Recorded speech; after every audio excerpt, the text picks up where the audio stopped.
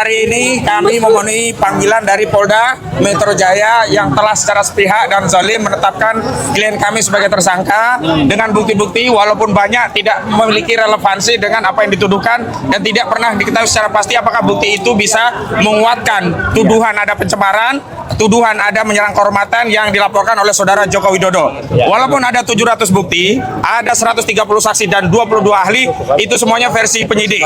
Kalau tidak ada relevansinya maka tidak bernilai.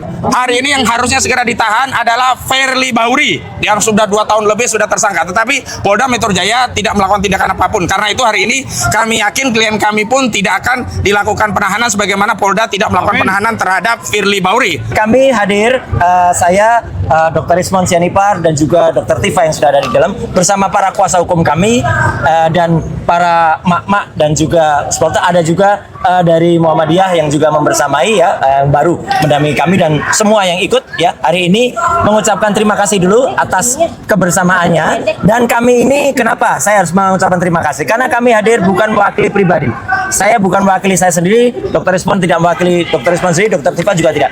Kami mewakili seluruh rakyat Indonesia yang menginginkan perubahan atas negeri ini.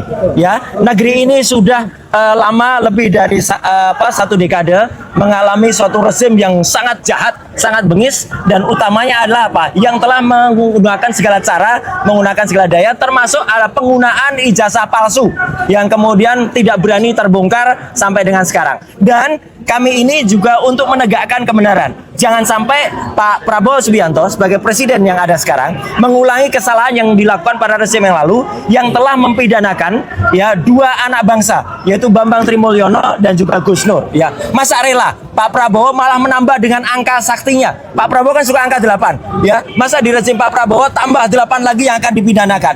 Itu kan sungguh luar biasa ya. Dan saya tahu ini mungkin bukan kesalahannya Pak Prabowo, tapi ini adalah kesalahan dari orang-orang yang ada di sekitar Pak Prabowo untuk membusukkan presiden. Jadi sekali lagi kami hadir atas nama rakyat Indonesia untuk melakukan ini dan kami menyatakan bahwa ini kami tahu bahwa kami akan dikriminalisasi.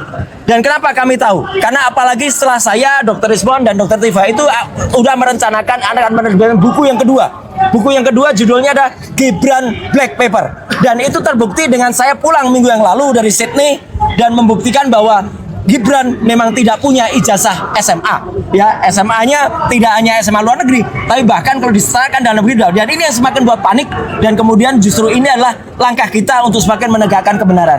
Saya kira itu dan nanti Dr. Isman akan menunjukkan apa yang sudah kami rencanakan dan insya Allah dengan doa dari teman-teman semua dengan memohon ridho kepada Allah Subhanahu wa taala, ayo kita tegakkan kebenaran di negeri ini. Merdeka! Merdeka!